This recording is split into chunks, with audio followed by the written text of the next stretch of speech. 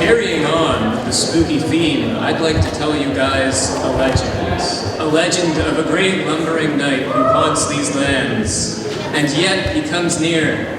The fruit-soaked foot soldier Anthony Carey is here, and he's asking the age-old question, can it cut?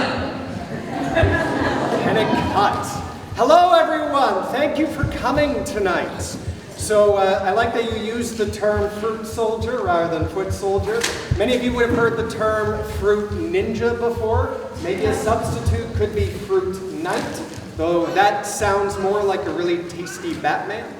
It's still not really something I'd go for, but nonetheless, today I'm hoping to impart with you a bit of a lesson about history. The people who know me over here all have timers on to make sure that this doesn't go on too long, because they know that a lesson here is inescapable. So, to tell you a bit about what I'm doing here today, so we're about to do a cutting demonstration circa 1225, but in order to accomplish that, I want to explain a bit about the getup that I am wearing. So, to start us off, many of you would know that this incredibly suffocating object that I am wearing on my head is a male coif. And this would have been the best kind of protection for much of history against something like this. This is a sword. And in case you might be confused on what particular sword it is, they go by many names. And most of these names we have given them long after the day and age that they actually existed. This one in particular is a bit of an odd duck, which is maybe why it's so close to my heart. This is a transitionary longsword. It's not meant to be used in one hand, it's not meant to be used in two. It's what we would call a hand-and-a-half sword, or less kindly, a bastard sword. However, for today, it is the sword that we're going to use for our cutting demonstration. Now, to start us off, I have a water bottle. I actually have done most of my testing and test cutting with swords on water bottles. They make very good reactive targets. If you don't get the edge just right, this becomes a very shiny baseball bat. And that becomes a very inconvenient baseball. So you really do have to get that edge just right, and that can be tricky when they're flying at high speed.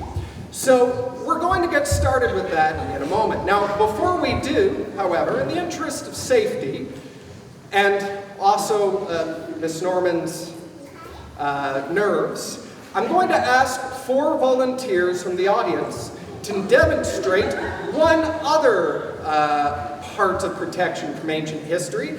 I see one right here. Is that you, Xavier? Yeah. Get up here, Xavier. Alejandro, right there. Yeah, you come on up, guys. If you could go to Mr. Green, right over there in the corner, and you can stand off to the side. Yes, sir, right there in the orange. Come on up. And is that you, Anil?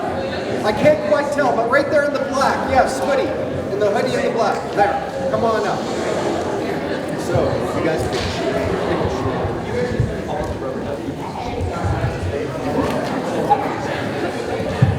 all right. Many of you would be familiar with the concept of a shield wall. You are my shield wall. And the object that you are tasked with protecting is that piano. So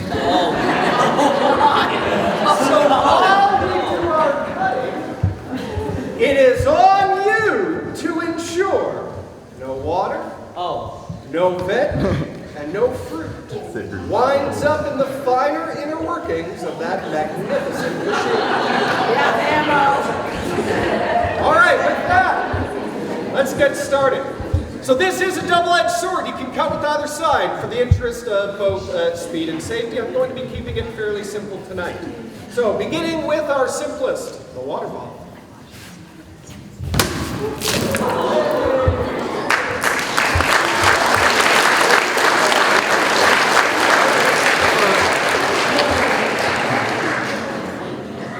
Now, Ms. Norman, you were trying to find a volunteer. But the stand had to make do.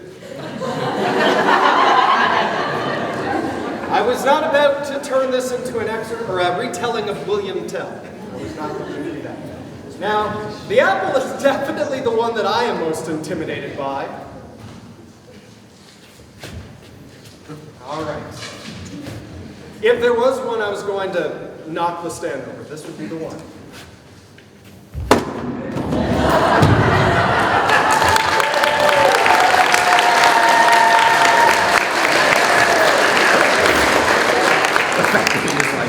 Now, many of you would be familiar with Forged in Fire. We call that destructive testing.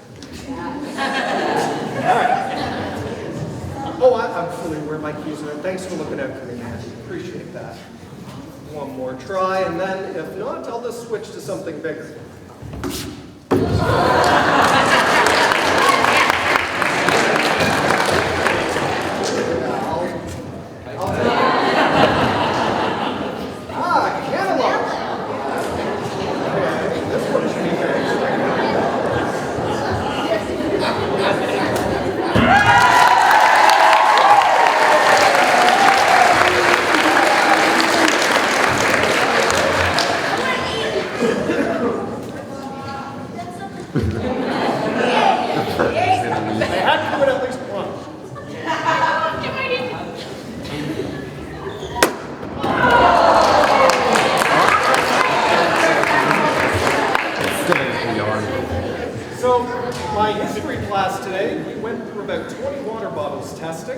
And I did not hit this stand once. You can ask them.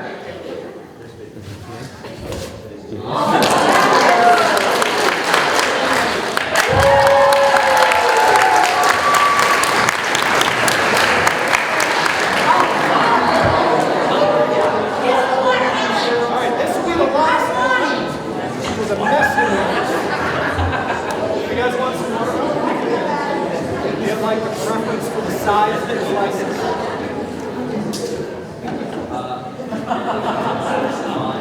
Fine, I don't know if it's going to be that fun.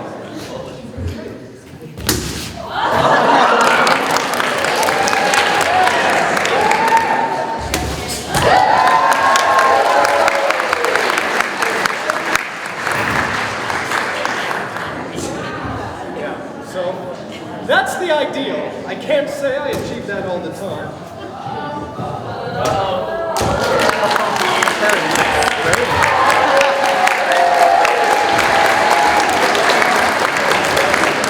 One last thing. I said I would do this as one final bit of destructive testing. Unlike most of the shields up here, this one's historical. Built, well, yes. Now the catch is, will the stand actually balance it?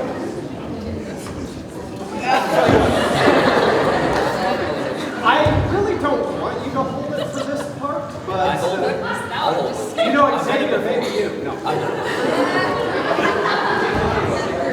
I'll tell you what. I don't really have a jig for it, but here, I will get you to hold it. Yeah, why not? You've done this before. So what I am going to ask though, Xavier, because we haven't done this, watermelon down, please. Okay. Okay. All right. So we've actually cut this quite a bit in destructive testing once more.